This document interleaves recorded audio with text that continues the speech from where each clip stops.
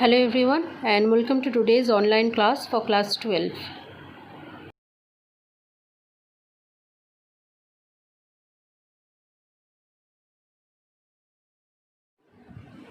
When crystals of metals are given energy, the intermolecular force of attraction between them reduces and the atoms of the metal in its crystal gets to its free metal atomic state. The energy that is required for this transformation is known as the enthalpy of atomization, where free uh, free metallic atom is formed by the change of enthalpy or by giving energy to the crystal of metals, and as a result free metal atoms are formed.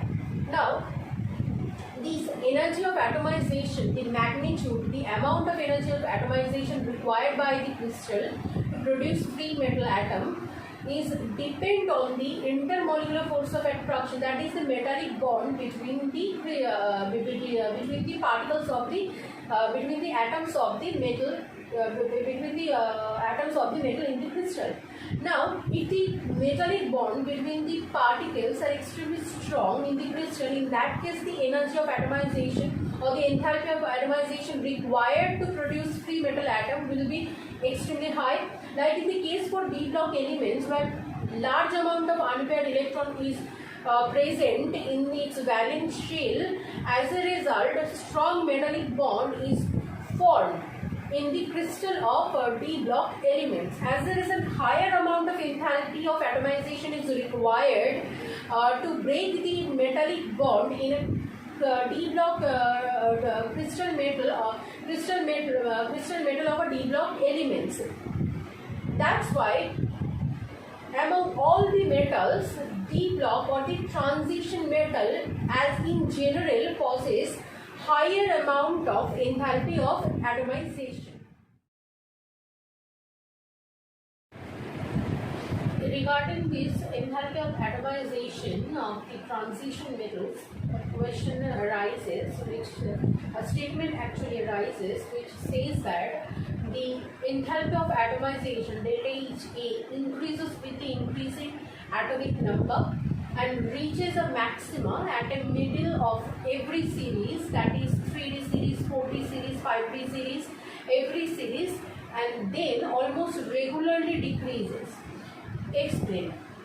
Now this statement is evident in the plot that has been found, that is saying that the delta H increases then decreases. This is for 3D series. The similar situation can be observed for 4D series and for heavy transition metals, that is 5D series also.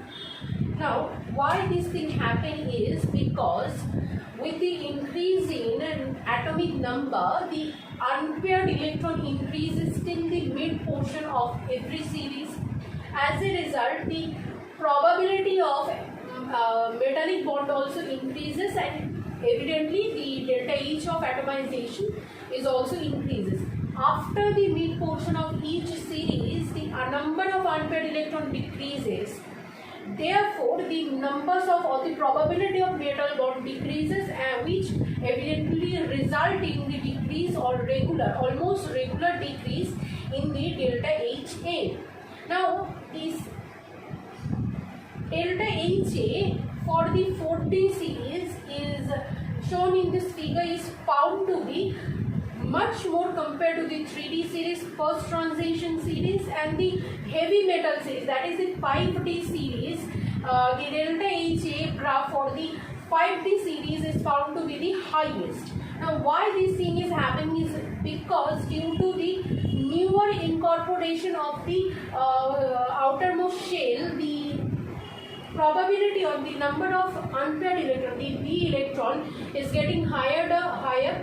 As a result, the metal-metal bonding is found to be much more in 4D series compared to the 3D series, and in 5D series compared to the 3D 4D series. As a result, the energy required to break this metal-metal bond is found to be much higher for 5D series compared to 4D series compared to 3D series. That's why the delta HA graph for 5D series is found to be highest and the 3D series is found to be the lowest.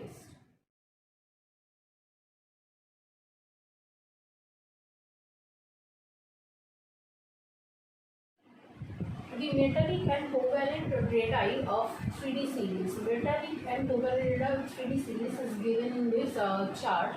It is saying that scandium, if you observe it properly, scandium is having the metallic bond 1.64, titanium is having 1.27, so almost 20 angstrom has been reduced from scandium to titanium.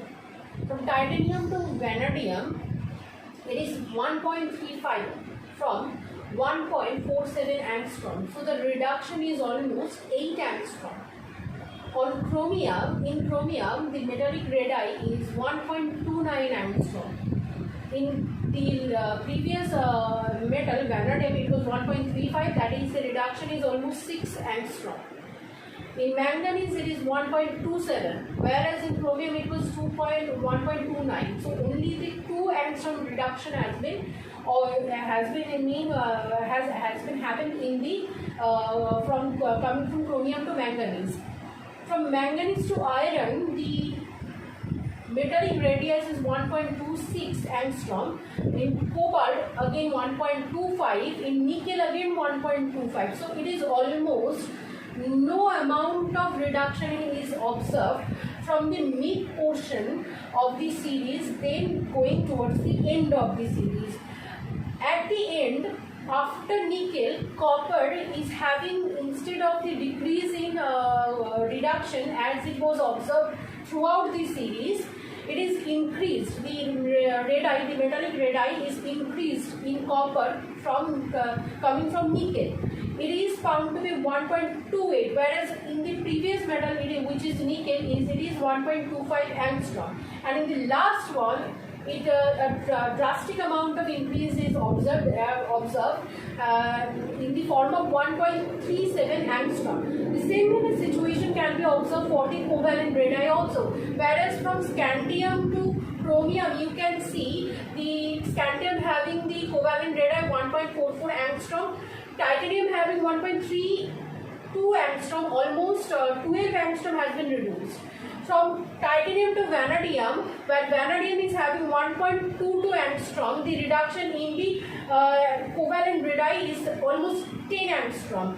From vanadium to chromium, it is 1.17 angstrom, almost 5 angstrom reduction in the radii, covalent radii is observed. After chromium, manganese is having 1.77 again. Iron is again having the covalent radii 1.77 angstrom. Cobalt, after iron, is having 1.66 angstrom. Nickel is having 1.55 angstrom. Almost stagnation of the covalent radii can be observed. That is, the covalent radius for these metals are almost similar. This thing again is observed after the mid portion of the series, and at the end of the series in the zinc, in copper, instead of decrease in the metallic radii, covalent radii, increased has been observed, where zinc is having a drastic increase to 1.25 angstrom covalent radii. Now, why this thing is observed? Before going into the reason, we need to note that in any neutral metal, two types of force is experienced by this metal. That is, one is nuclear, effective nuclear charge.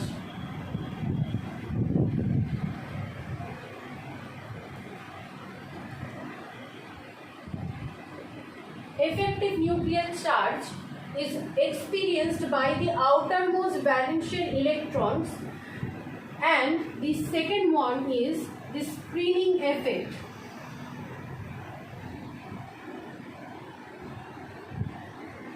of the intervening electron or no, of the intermediate electrons that screen the effective nuclear charge, charge to goes into the outermost valential electrons. With the increase in effective nuclear charge, the outermost valence electron feel more attraction from the nucleus. As a result, the radius of the new atoms decreases. With the increase in screening effect, the intermediate electrons screen the effective nuclear charge. As a result, the outermost valence electron feel lesser amount of nuclear attraction, which results in the expansion of the radius of the atom. So these two effects are having an opposing effect. Now, with the increase in atomic number, new electron is incorporated in the valence shell, and as well as new protons is also incorporated in the nucleus, increasing the nucleus charge, which results in higher amount of effective nuclear charge onto the outermost shell. Now, the general electronic configuration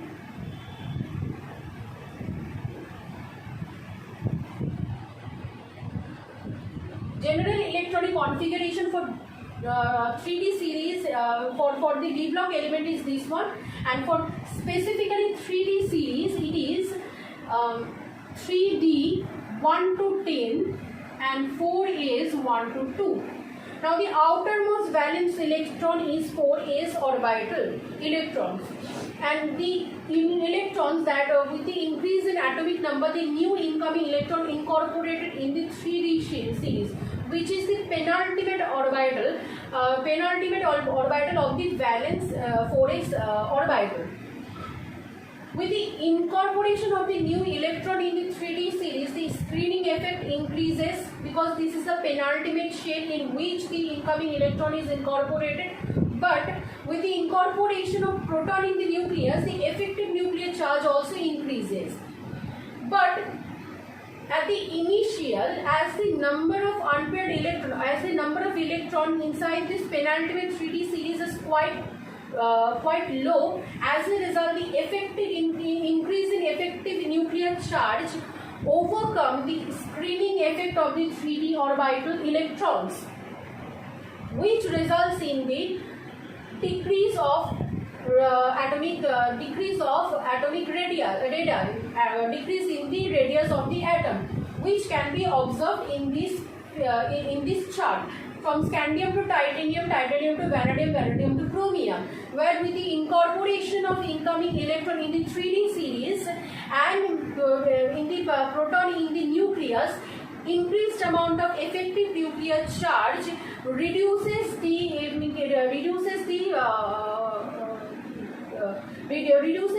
radius of the atom. As a result, the atomic metallic and covalent radii reduces till the mid portion. After the mid portion, as 3D 5 electrons has been incorporated, and furthermore incorporation increased the 3D electrons, the increased screening effect cannot be compensated by the increase in the effective nuclear charge. As a result, the 4s electron cannot the nuclear charge, the amount of nuclear charge that goes on to the 4s electron is comparatively lesser amount, which results in lesser amount of contraction of the radius, resulting in a stagnation of the radius, metallic and covalent radius. After the manganese, copper, iron, cobalt, nickel, in copper and zinc, where in this copper 3D 9 electron is present, in zinc 3D 10 electrons are present, the screening effect becomes so much high that most of the increased amount of effective nuclear charge cannot go to the 4s electron. As a result, instead of the decrease or contraction in the atomic metallic and covalent radius, expansion in the covalent and metallic failures can be observed in the case for iron and in the case for copper and zinc.